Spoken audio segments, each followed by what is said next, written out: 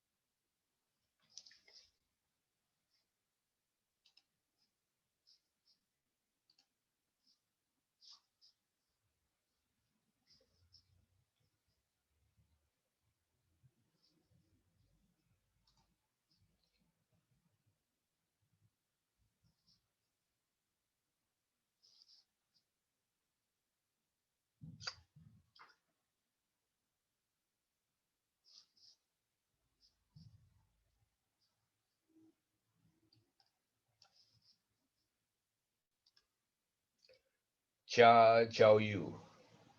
You want to record? Sure. There you go.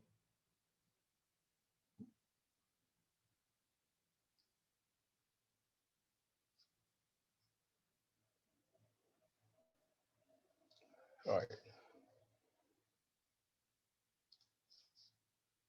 Right, we get started.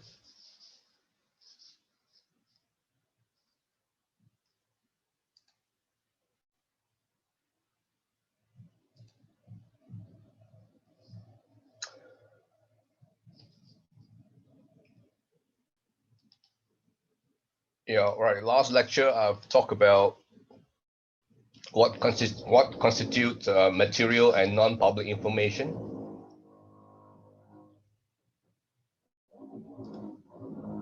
Right. So now we are talking about some case studies.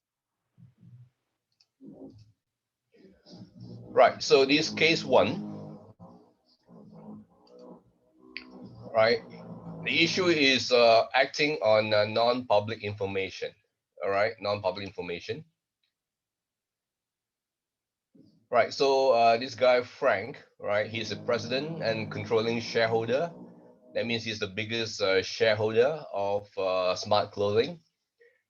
He decides to accept a proposed tender offer, right, and sell the family business at a price almost double the market price of his shares. Okay, so he conveyed. So this is material information, right? Selling the family business, right, at double the market price, right? So this information is considered material. All right. So he conveyed his decision to his sister, right, who is the company's treasurer, right? And the sister, right, told the daughter, right? The daughter is a non-shareholder who told her husband, Staple, right? Then Stable, however, told his stockbroker Alex, who immediately buys Smart Clothing stock for himself. So actually, Alex buy for himself. So the question here is, who has violated standard 2A? All right.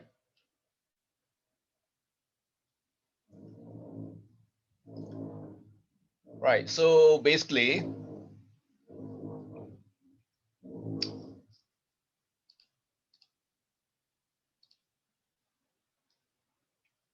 right, we can see that the information regarding the pending sale. So the sale is still pending, right? It hasn't been done yet, right? So the information is material and non-public. Okay.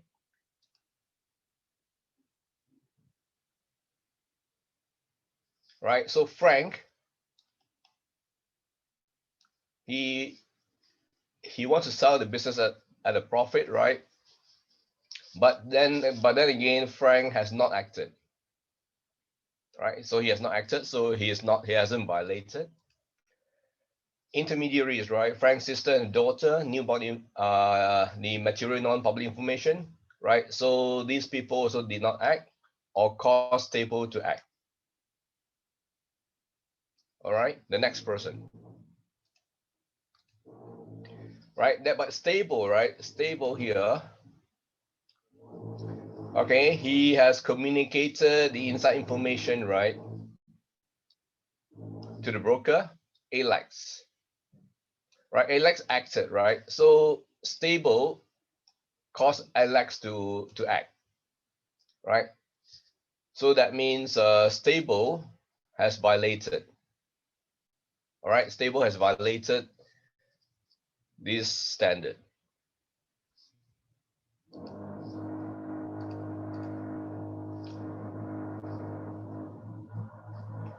Right, so Stable has violated, right? And Alex, of course, he has also violated because he has acted, right? He's buying the shares, right? He's buying the shares. That means he has acted, right? So in this case, the key issue is about causing another person to act, or if you yourself act on the information.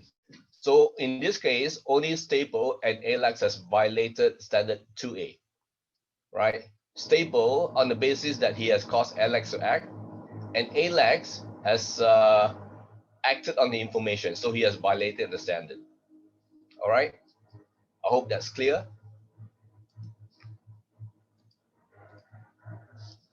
Right, so we look at this, I mean, to illustrate in the diagram, right? So you have Frank here. Frank passed the information to Frank's sister. Frank's sister passed the information to Frank's sister's daughter. Right. So all these three parties here, right? These three parties here, right? They did not act. Right? They did not act. Right. So Stable did not act, but caused another to act, right? But he caused another to act on the information. All right, so that's why he has violated 2A. Now Alex himself, he acted on the information. Right, so the key issue here is, right, thus, if you cause another to act, or you acted on the information yourself, you are violating 2A. Is that clear?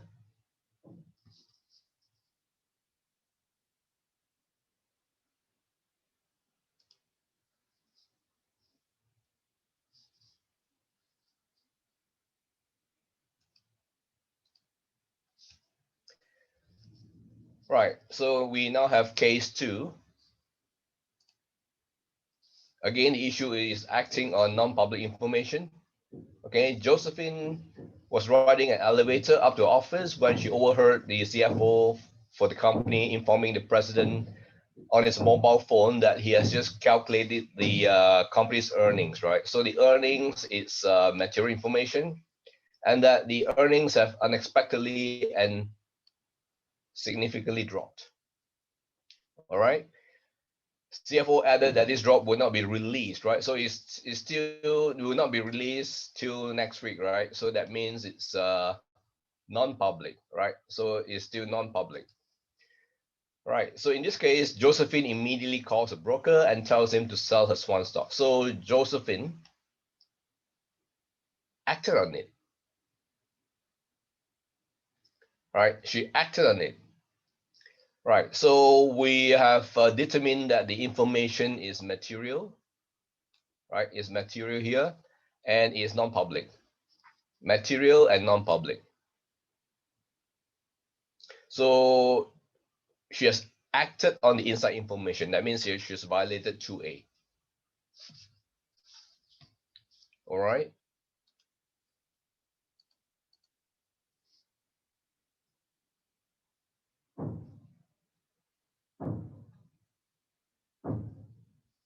Right. So in this case, right, the CFO, right, CFO, he caused another to act. right? He passed the information to Josephine, right? So Josephine acted, right? So Josephine has violated. The CFO has caused another to act, right? But the president did not act, right? So the CFO has violated, Josephine has violated, right? So broker, this broker here, he basically, he acted on behalf of Josephine. All right, he just carry out the instruction for Josephine. So merely acted on Josephine's instruction. So the broker here has not violated 2A. Is that clear?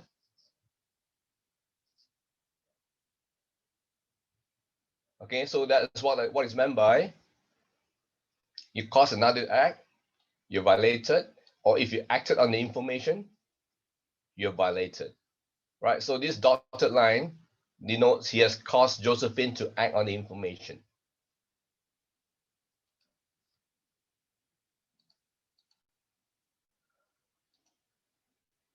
Right, so now we can see that the information is material and non-public.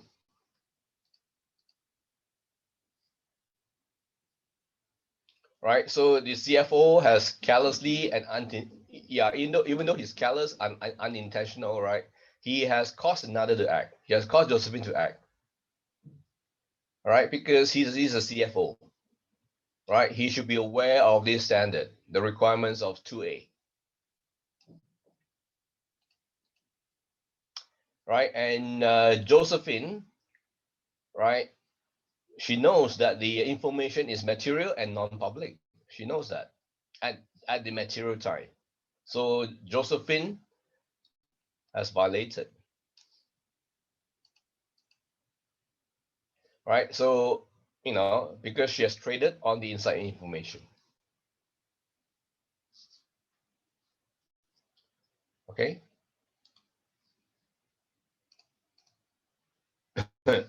So broker, right? Broker is merely acting on the behalf, right? So he has not violated standard 2A.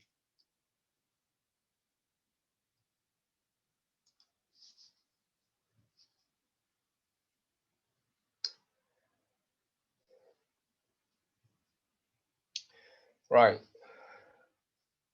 Ngô Huy Ting, why are you late?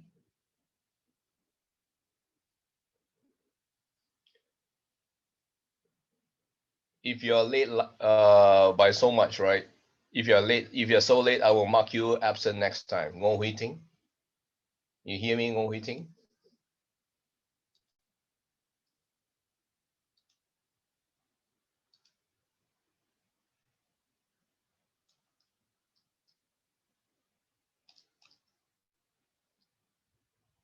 Right. Ngô Huy Ting, if your internet has some problem, you notify me on the WhatsApp group next time. Okay, Ngô Huy Ting, please notify me on the WhatsApp group next time. All right, thank you.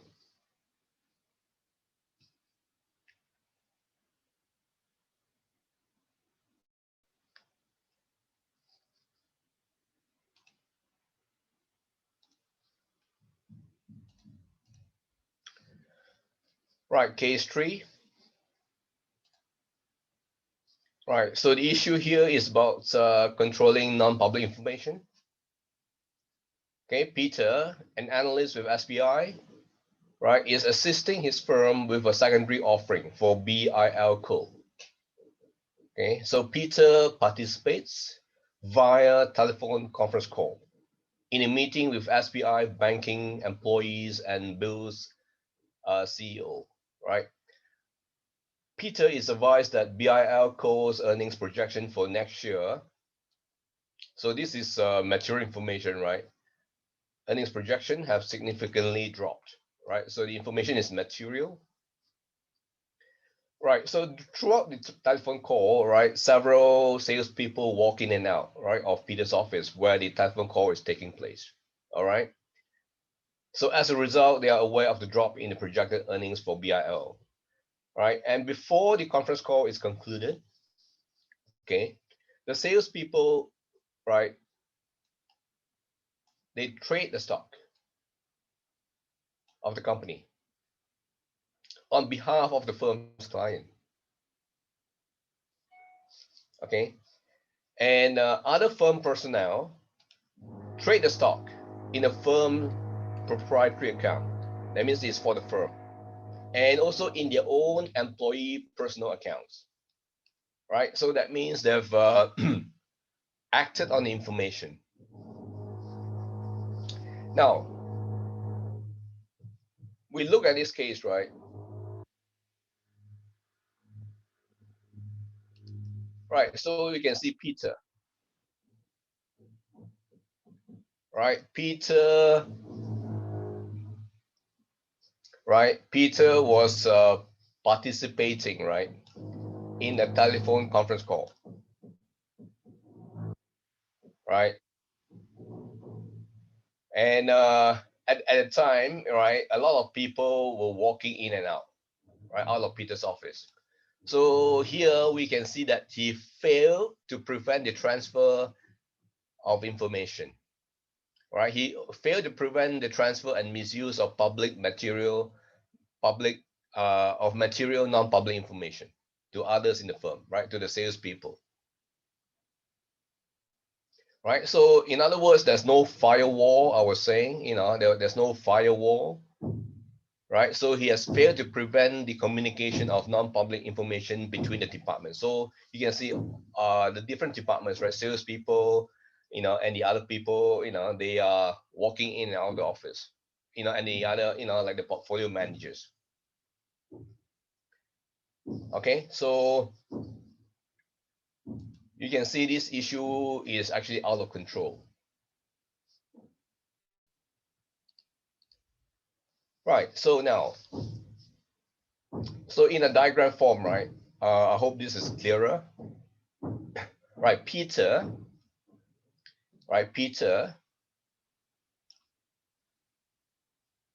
right, so I mean, during the conference call, right,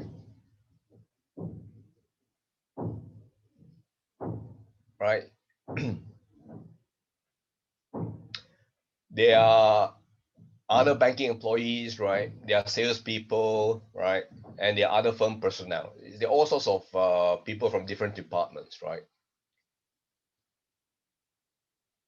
Right, so I mean, in the case, there's no mention of the SBI banking employees and BIL's CEO acting on information, right? So these two parties have not violated 2A, all right? But SBI salespeople, right?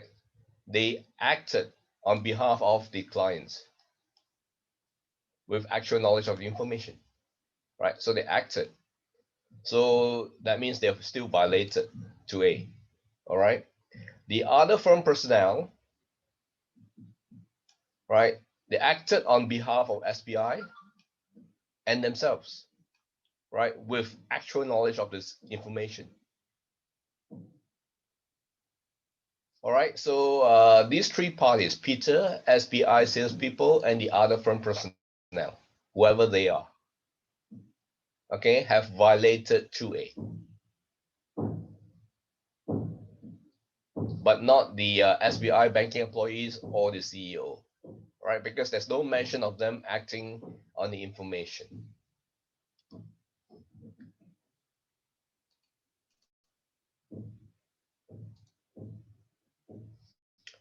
Right, so basically, Peter has violated 2A because he failed to prevent, right, the transfer and misuse of this material non-public information.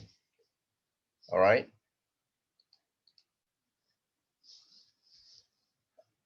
The firm, itself, right? The firm itself also violated because it did not adopt, because the firm is an entity, right? The firm is also an entity because it has failed to adopt information barriers to prevent the communication of non-public information. Okay, so the firm would have violated 2A, right? Salespeople, right? They acted on it, so they violated. Other personnel, actual knowledge, right, acted on behalf of SBI and themselves, right? So they have also violated 2A. Okay, is that clear?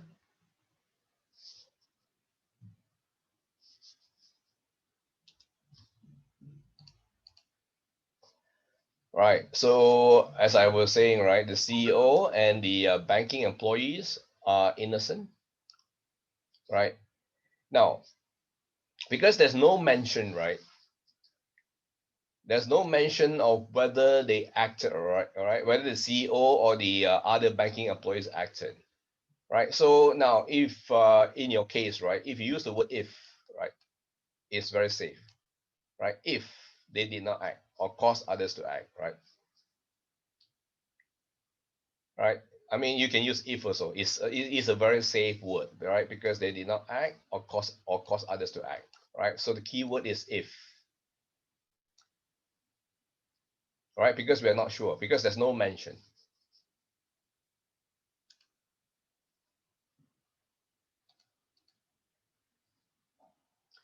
Right, case 4,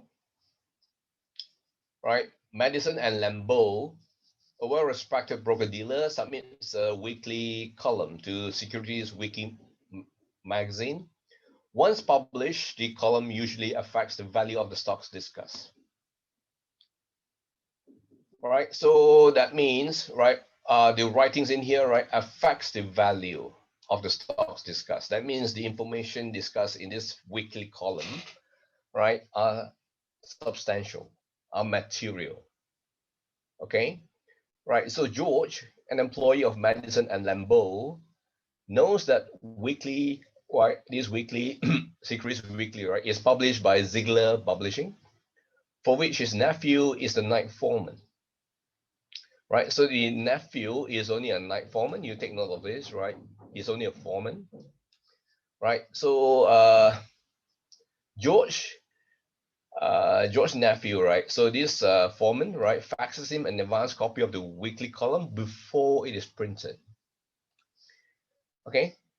Now George regularly trades, right, in the securities mentioned in the Madison and Lambeau column prior to its distribution, and to date, he has realized a personal profit of 200K as well as significant profits for his clients.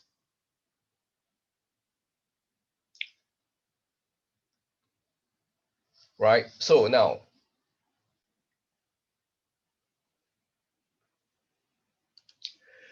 here, there's one issue here, right? Right? Now, George's nephew faxes him. Right? So faxes him, in this case, right? Yeah, because it comes from the night foreman. The information is from the night foreman. Right? I mean, it's not like from somebody not well versed in investment affairs, right? But in this case, right, George's nephew faxes him. So even though it's from a night foreman, because he uses a fax, right? And this is an advanced copy, right, of the weekly column. That means this information is reliable. But if the case mentioned, George's nephew told him, right? George's nephew told George orally, then the information may not be reliable. But in this case, George's nephew faxes him. And faxes him what? This is an advanced copy of the weekly column.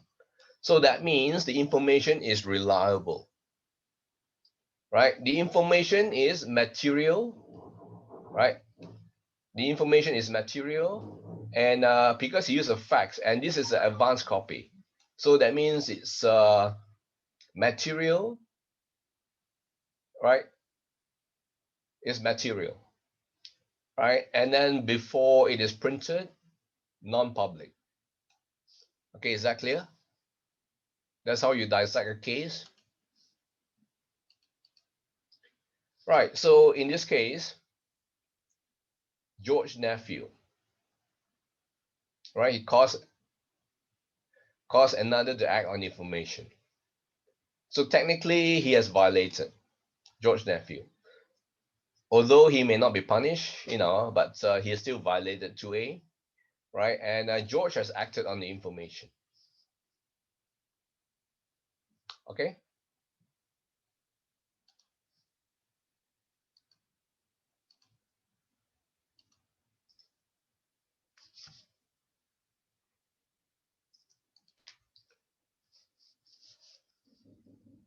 Right. And right, I was saying yes, violated, right? Because the information is material, non-public, right? Until the magazine is distributed through the normal channels, so he has also caused another to act, right? So this another is George, right? So this another is George, okay? And George himself, right, has acted on the information, okay? Right, so George Nephew and George are guilty.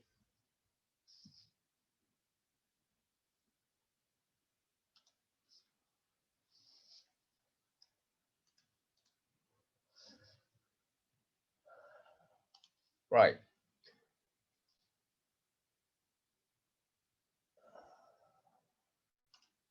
Right. So now we talk about Greg, right? Right. Greg and his wife Jane, right, volunteer at a local charitable organization that delivers meals to the elderly. One morning, Jane receives a telephone call from Betsy, right, another volunteer, who asks if Jane and her husband Greg can fill in for her and her husband John that afternoon.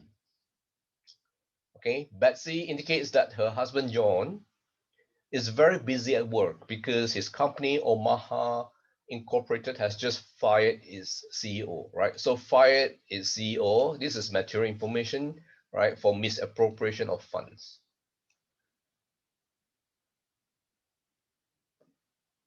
Okay, now the here there's actually two issues here, right? When you fire the CEO, the company can be left in a limbo, right? So and then the misappropriation of funds, right, is actually fraud,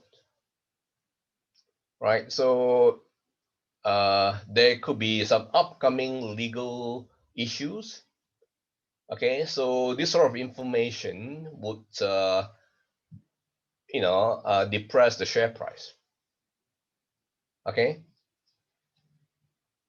all right. So definitely the information is material.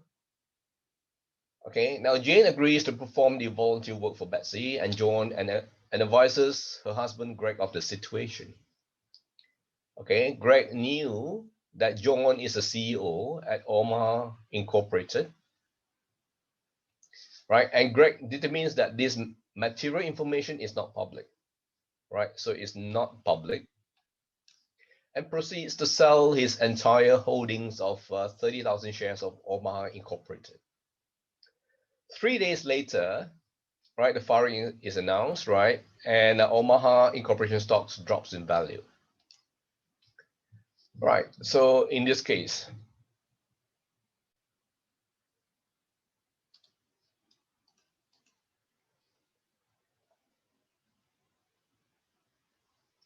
right, we can see Betsy, right?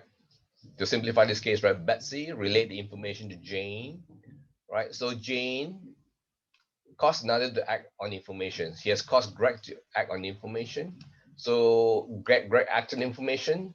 So that means Jane and Greg are guilty. Now Betsy didn't act, right? So only Jane and Greg has violated standard 2A.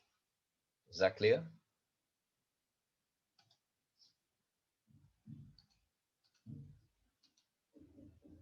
Right, we know the information material and non-public, so Greg has violated by acting on it. Right, Jane has caused Greg to act, okay, Another to act. So this another is Greg. Okay.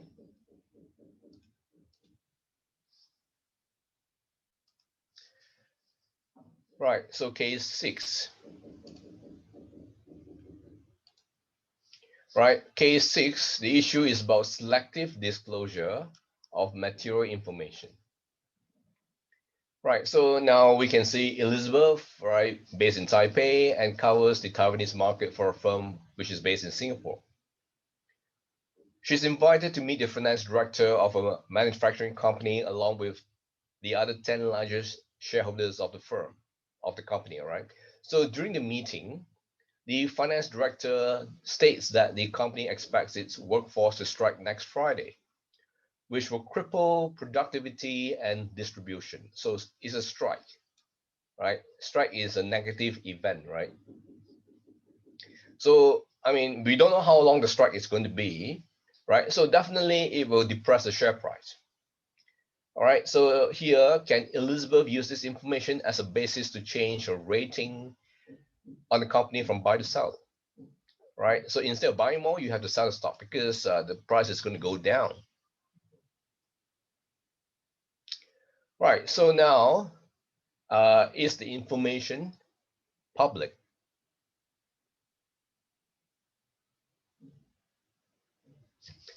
Is the information public?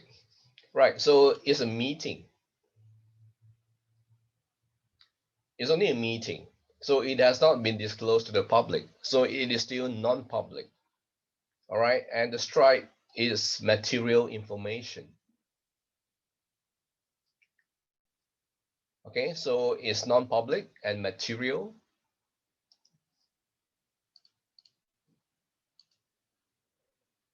Right. So yeah, we must first determine whether the is public. Right. So it's only during the meeting.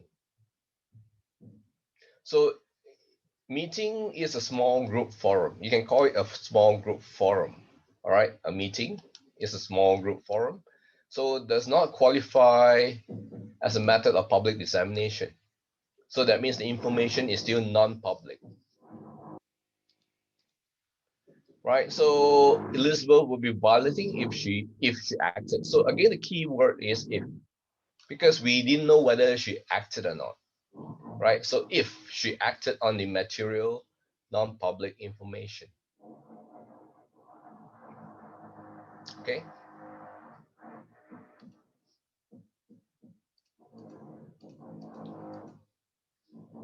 Right. So you see, right, the question is, can Elizabeth use the information? Right. Can she or not? Right. Because there's no mention of her using this information to buy or sell, right? So the issue is, can she do it or not? All right, right. So that's why I use the word if here. Okay, is that clear?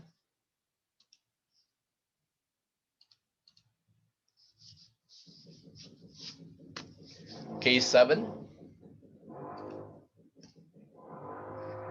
Leah is trying to decide whether to hold or sell shares, right? To hold or sell, all right, of an oil and gas exploration company that she owns in several of the funds she manages.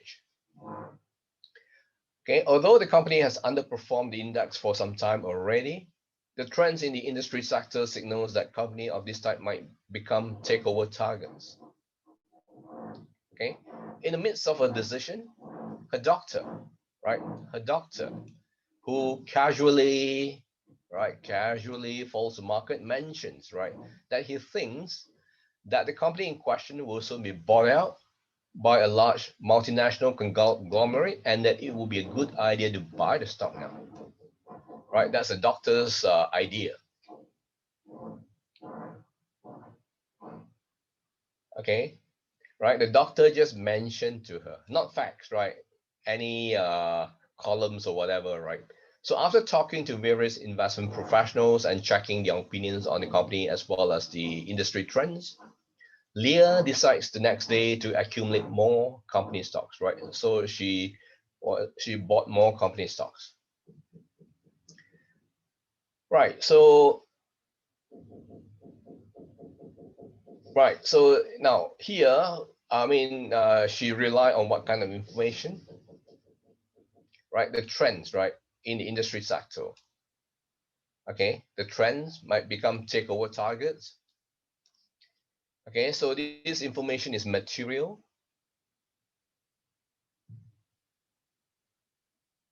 Okay, is material. Information, the information itself is material, right? As I've said, right? The information is material, right? But the key question here is whether the information is reliable, right? Whether the information is reliable. But because the information is from her doctor, okay, and the doctor just mentioned it, right? Not faxing anything, or I mean, or not forwarding any official documents, right? Just mention it, right? So the information may not be reliable because it comes from the doctor. Okay, is that clear? Right. So the issue is actually about determining materiality. Yes, the information itself, by nature, the nature of the information is material, right? But then the information is not reliable, right? If it's not reliable, that means it's not really material. You get the point, right? The information is actually material and non-public. So the key question is the reliability. The reliability is questionable.